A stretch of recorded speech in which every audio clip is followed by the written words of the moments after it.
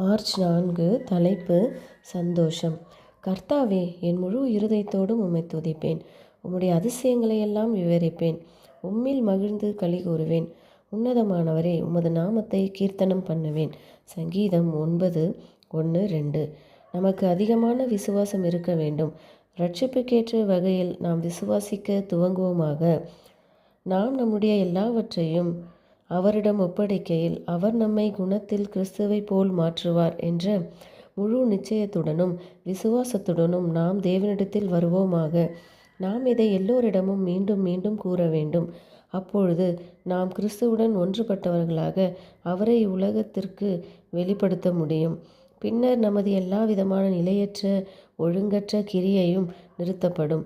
உறுதியான விசுவாசத்தையும் அசைக்க முடியாத நம்பிக்கையையும் காட்டுவதன் மூலம் நாம் தேவனை கனப்படுத்துவோமாக. பதட்டமான மகிழ்ச்சியற்ற ஆவியின் வெளிப்பாட்டினால் அவர் மகிமைப்படவில்லை என்பதை நாம் நினைவு கூறுவோமாக. தேவன் மலர்களுக்காக அக்கறை கொள்கிறார். அவர் அவைகளுக்கு அழகையும் நறுமணத்தையும் தருகிறதால் மகிழ்ச்சியான மனநிலையின் நறுமணத்தை மிக அதிகமாக அவர் நமக்கு தரமாட்டாரா என்ன? அவர் நமக்குள் தெய்வீக சாயலை புதுப்பிக்க மாட்டாரா? அப்படியானால் நாம் அவரில் விசுவாசம் கொள்வோமாக. இப்பொழுது இந்த கணமே அவர் நமக்கு பரிசுத்த ஆவியானவரை கொடுக்கக்கூடிய நிலையில் நாம் நம்மை வைத்து கொள்வோமாக. அப்பொழுது நாம் மெய்யான மார்க்கமானது ஆண்களுக்கும் பெண்களுக்கும் என்ன செய்யும் என்ற வெளிப்பாட்டை நாம் இவ்வுலகிற்கு கொடுக்க முடியும். நம் இருதயங்களை நிரப்பும் இரட்சகரை பற்றிய சந்தோஷமானது சமாதானத்தையும் தன்னம்பிக்கையையும் கொடுத்து என் மீட்பர் உயிரோடு இருக்கிறார் என்று நம்மை கூற வைக்கும்.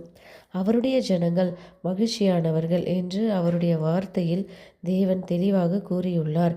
மெய்யான விசுவாசம் என்பது கரத்தை நீட்டி உன் பிள்ளைகளுடைய சமாதானம் பெரிதாயிருக்கும் என்ற வாக்குத்தத்தத்திற்கு பின் நிற்பவரை பற்றி பிடிக்கும். கர்த்தர் சொல்லுகிறது என்னவென்றால், இதோ நான் சமாதானத்தை ஒரு நதியைப் போல பாயும்படி செய்கிறேன். இதோ நான் எருசலேமை களிகூறுதலாகவும் அதன் ஜனத்தை மகிழ்ச்சியாகவும் சிருஷ்டிக்கிறேன்.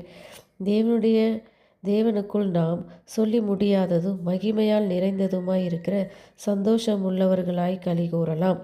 மனுஷர் அவருக்குள் ஆசிர்வதிக்கப்படுவார்கள். எல்லா ஜாதிகளும் அவரை பாக்கியமுடையவர் என்று வாழ்த்துவார்கள்.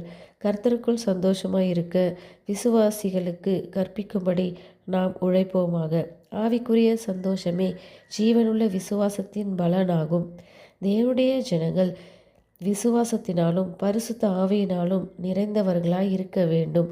அப்பொழுது அவர் அவர்களுக்கு மகிமைப்படுவார். ஆமேன்.